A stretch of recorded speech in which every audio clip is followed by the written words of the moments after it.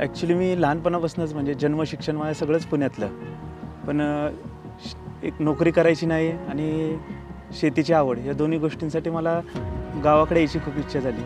वडील सरकारी नोकर, एक सर्व्हिसमॅन.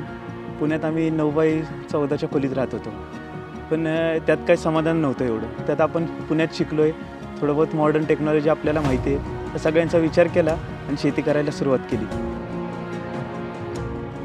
शेती करायला सुरुवात केली, एक एक गोष्ट कळत गेली की इथं नोकरासारखं 5-6 तास काम करून किंवा 8 तास काम करून चालत नाही. इथं पूर्ण दिवस करायला लागतं, सुट्टीही भेटत नाही.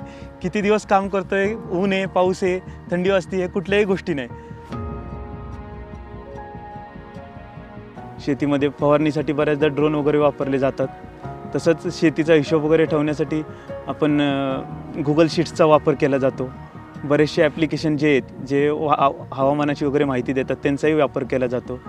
नवीन नवीन खताच्या ग्रेड येत आहेत, जसं की आपण बघू शकतो की ग्रोमरचं तुमचं नॅनो DAP आलं आहे, तेही आपण वापरतो.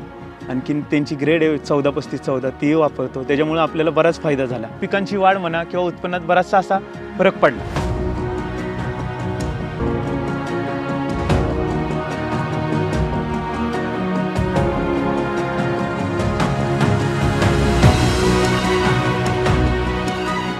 इथं आल्यानंतर मला कळलं की पुण्यामध्ये मला 10 ते 15 हजार रुपये पगार, आणि त्या 15 हजार रुपयामध्ये आपण काय करत होतो, तर आपण पुण्यामध्ये नुसतं फिरणं आणि मंथ एंडला परत पगाराची वाट बघत बसणं, ह्याच गोष्टी.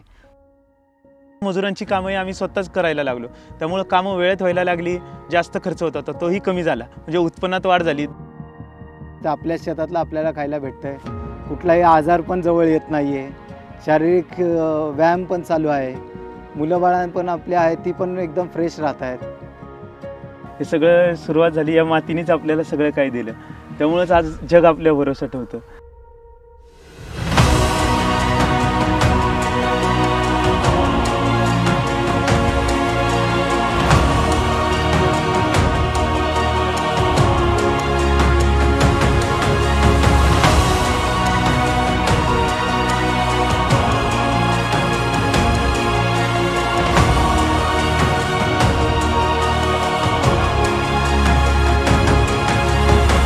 ज्यांच्या भरोशावर जग, त्यांचा भरोसा ग्रोमर.